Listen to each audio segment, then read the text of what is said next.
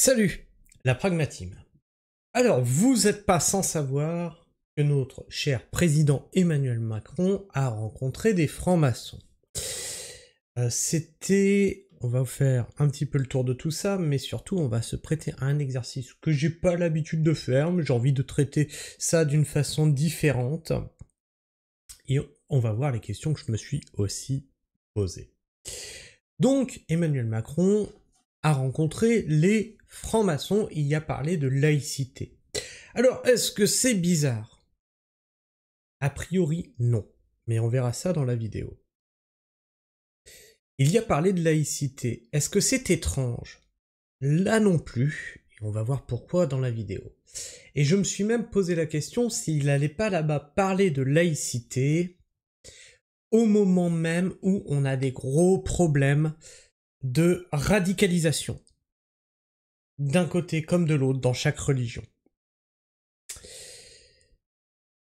Faut savoir que chez les francs-maçons, peu importe ton obédience religieuse, tout le monde y est admis. C'est d'ailleurs, à la base, les francs-maçons qui ont poussé la laïcité pour éviter les divisions dans la société.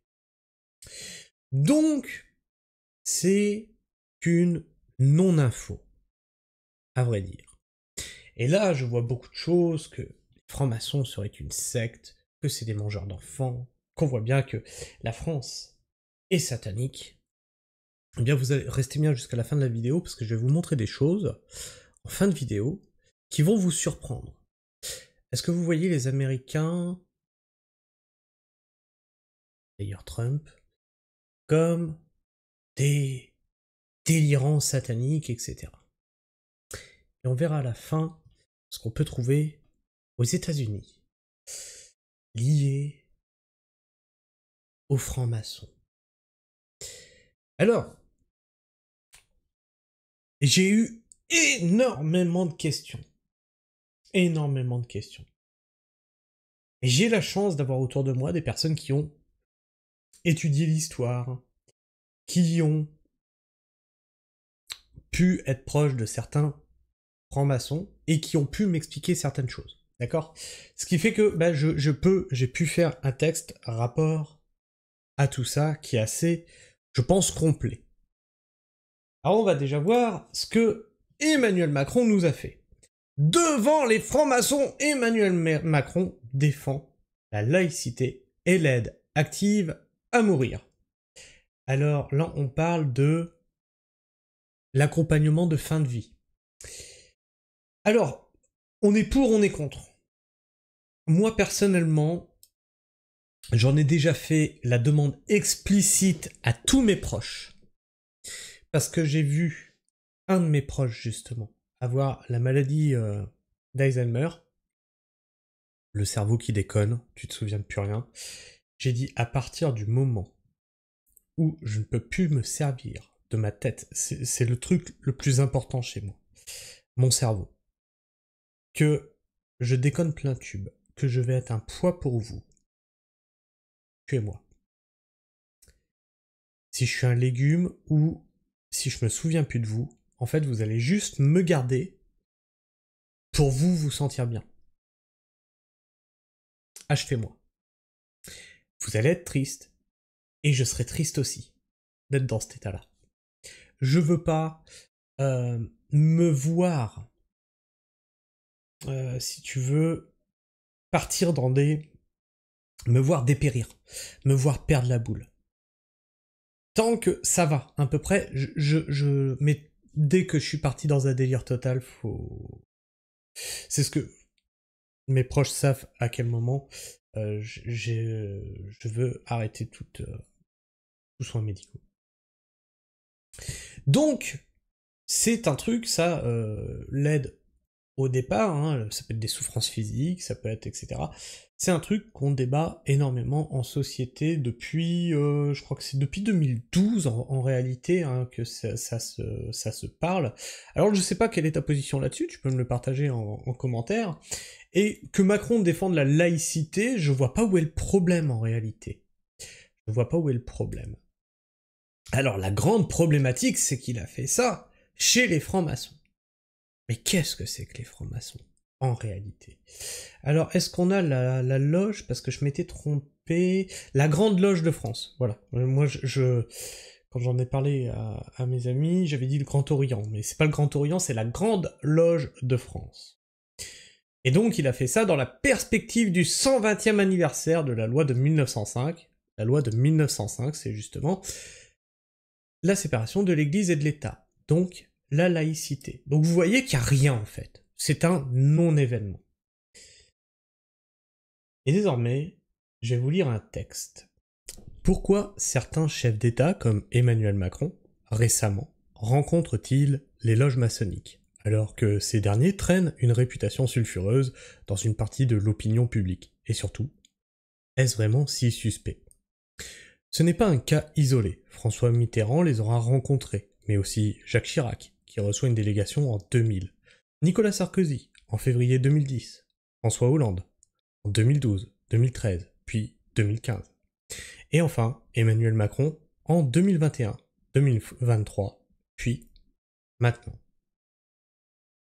Dans le passé, les rencontres étaient tout aussi fréquentes, mais moins médiatisées. Non pas par peur de révélation ou autres faits ésotériques, mais parce que les francs-maçons, dans leur code, restent dans une humilité. Leur ego reste de côté. S'ils font avancer les choses, tant mieux, mais ils ne cherchent en aucun cas à être mis en avant. Beaucoup l'ignorent, mais cette relation entre pouvoir politique et franc-maçonnerie ne date pas d'hier. En réalité, elle s'inscrit dans une tradition républicaine vieille de plus d'un siècle. Depuis la Troisième République, les loges ont souvent joué un rôle de laboratoire d'idées, ou de think tank, comme on dit aujourd'hui, de creuset politique, où se sont forgées certaines des grandes lois sociales françaises, toujours favorables au peuple. Prenons un premier exemple clair. L'école laïque, gratuite et obligatoire. Elle ne sort pas de nulle part. C'est Jules Ferry, franc-maçon, qui en 1881 et 1882 a porté les lois qui ont fondé notre école publique. L'idée que chaque enfant, pauvre ou riche, ait droit à l'éducation. C'était une révolution sociale. On ne peut pas y voir ici une quelconque malice. Autre avancée majeure, la loi de 1905 sur la séparation des églises et de l'État, portée par Aristide Briand. Influencée par les milieux maçonniques, cette loi a garanti la neutralité de l'État face aux religions et la liberté de conscience pour chaque citoyen. Là encore, l'objectif était clair, protéger l'intérêt général contre les empiètements du pouvoir religieux. Et ce n'est pas tout. Sous la Troisième République, des figures comme Léon Bourgeois, également francs-maçons, ont porté des idées nouvelles, comme le solidarisme. C'est cette philosophie qui a inspiré les premières lois sociales en France. La retraite, l'assurance maladie, la protection des ouvriers. Des principes qui allaient poser les bases de ce qu'on appellera plus tard l'État-providence. Après la Seconde Guerre mondiale, l'influence de ces idées ne s'arrêta pas.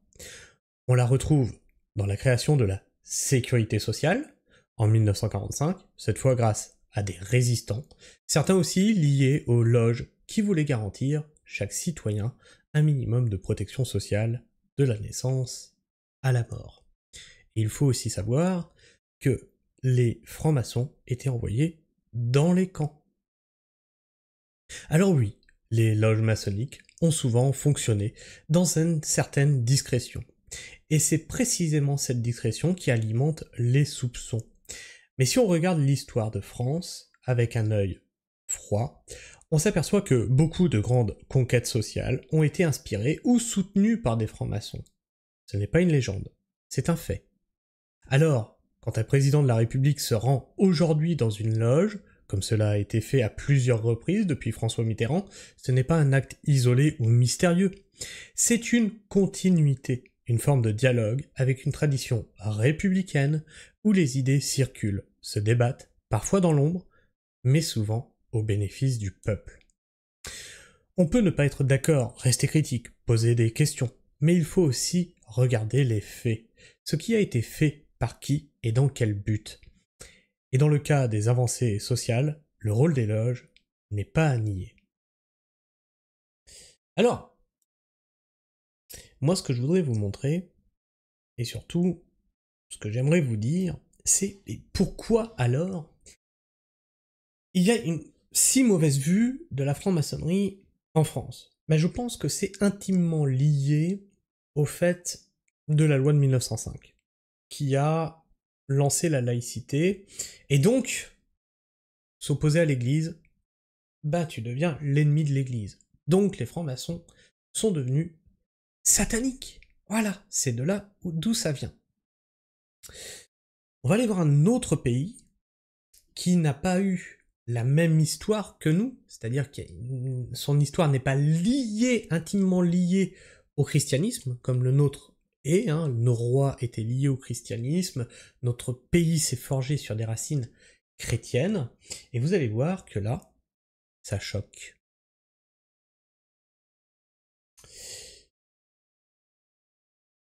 Donc là, tu vois un jardin, un très beau jardin, avec un grand compas comme ça, tu vois. Compas et équerre. C'est bizarre. En pleine vue, comme ça. Et ça, c'est où? C'est le... Tiens, je l'ai plus. C'est le... Square, c'est le Washington... Attends. Square qu'on passe, voilà. Mémorial à George Washington, voilà. C'est ici. D'accord? Faut que je vous retrouve, je vais vous retrouver, c'est sur Wikipédia. Toc. Donc t'as celui-là. Donc, George Washington Masonic National Memorial. Et tu as des symboles maçonniques. D'accord? Il n'y a aucun problème avec ça en réalité. Donc là on le voit pas. Tiens, c'est ici, tu vois. On le voit ici. Il est là. En plein devant. Tu peux pas le rater. Tu peux pas le rater. Si je fais une image. Si je fais une image, tu vois, il est là. Tu peux vraiment pas le rater. Tu veux voir autre chose? C'est toujours aux États-Unis. Là. Pleine façade d'immeuble. Pleine façade d'immeuble. Ça a pignon sur rue. Ça gêne personne. Ça gêne absolument personne. Alors en France, on a dans l'idée que les francs-maçons, c'est une secte sanguinaire qui fait des choses ésotériques dans l'ombre. Alors peut-être, hein, je sais pas, moi je suis pas franc-maçon. Ce que je note, c'est que dans l'histoire, les francs-maçons ont plutôt fait avancer les choses plutôt dans notre sens. Les avancées sociales étaient plutôt du côté du peuple. Ça a été plutôt progressiste. Alors tu vas me dire, ouais, il y a François Hollande, il les a rencontrés, dis donc, ça détruit la famille. Ben, de ton point de vue, peut-être. On notera toujours que ça reste des lois progressistes, qui ont été plus ou moins mises en avant. Tu vois que là on parle de la fin de vie. Est-ce que c'est un progrès ou pas? Ça dépend comment tu vois la chose. Si tu dis que non, mettre fin à la vie, c'est anti, tu vois, si t'es religieux, que il faut que t'attendes la fin, sinon c'est un suicide, effectivement tu vas dire c'est mauvais. Si t'es comme moi et que t'es plus pragmatique, et puis que quand ton cerveau il marche plus, que ça sert à plus rien, c'est plutôt une avancée. Plutôt que de souffrir et souffrir et souffrir et traîner comme ça, on est presque plus humain avec des animaux. C'est-à-dire que quand ils souffrent trop, on se dit bon, c'est la fin quoi. Alors je sais pas ce que tu penses de tout ça. Je vous rassure, je suis pas franc-maçon, je pense que je ne suis pas assez intelligent pour en faire partie. Mais partage-moi ton avis, ton opinion dans l'espace commentaire. C'est là pour ça. Si t'es encore là en fin de vidéo, abonne-toi. Partage cette vidéo autour de toi, si ça ne te fait pas peur. Et puis, écoute, tu peux liker. Ça fera plaisir à l'algorithme, ça me fait plaisir à moi. Et puis moi je vous fais la bise. Prenez soin du sol, mais surtout, restez pragmatique. Ciao.